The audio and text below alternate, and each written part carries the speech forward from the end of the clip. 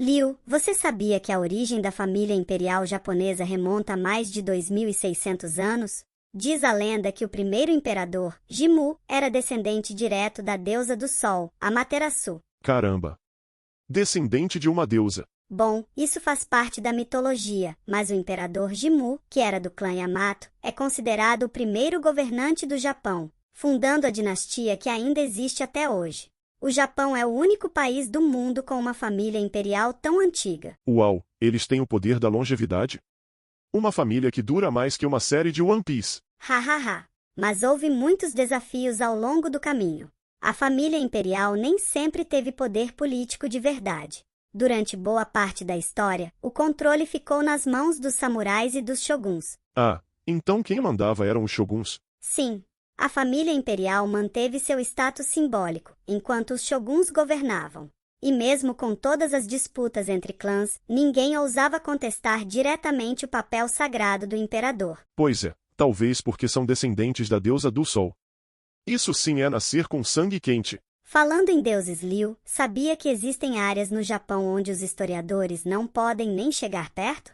São os Kofun, antigos túmulos da família imperial em formato de chave. São considerados tão sagrados que ninguém pode explorá-los. Túmulos em forma de chave? Ninguém pode entrar nem para dar uma olhadinha? Exato. Nem os arqueólogos têm permissão. A agência da Casa Imperial considera esses túmulos parte do patrimônio espiritual da família imperial. Eles acreditam que mexer com isso seria desrespeitoso e poderia perturbar o descanso dos antigos imperadores. Bom, pelo menos ninguém corre o risco de acordar com uma múmia samurai correndo atrás de todo mundo, né? Hahaha. Mas isso mostra como a família imperial, ou Koushitsu, ainda tem uma forte presença simbólica. Mesmo que hoje eles não tenham poder político real, seu papel espiritual e cultural é imenso. Sempre foi e continua até hoje. Tipo, eles são os guardiões do legado para manter as tradições vivas, né? Isso mesmo. Eles são uma representação da continuidade do Japão, sua história, cultura e unidade. E mesmo com o poder político nas mãos do parlamento e do primeiro-ministro, o imperador continua sendo uma figura importante para o povo. Então ele é tipo aquele avô da família que não manda mais em nada, mas todo mundo escuta e respeita porque sabe que ele viveu todas as histórias, né? Se ele falar, no meu tempo era assim, ninguém discute. Hahaha. Exatamente, Liu. O respeito à tradição é muito forte no Japão, e a família imperial está no centro disso. Eles preservam os rituais antigos, como a entronização e as oferendas aos deuses shintoístas, que são considerados protetores da nação. Então, no fundo, eles são os zeladores da história. Como aquele cara que sempre cuida da churrasqueira no churrasco, mesmo sem ser o dono da casa. Hahaha.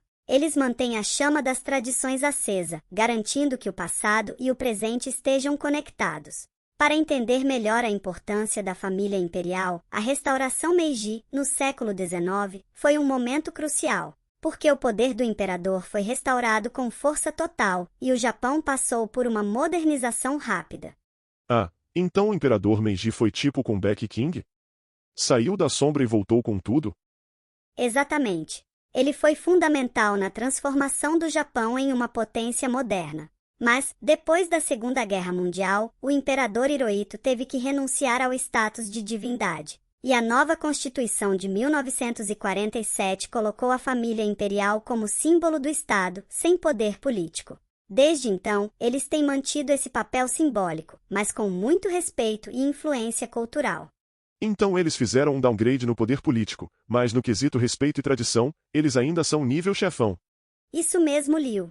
Eles podem não governar mais como antes, mas continuam sendo essenciais para a identidade e a história do Japão.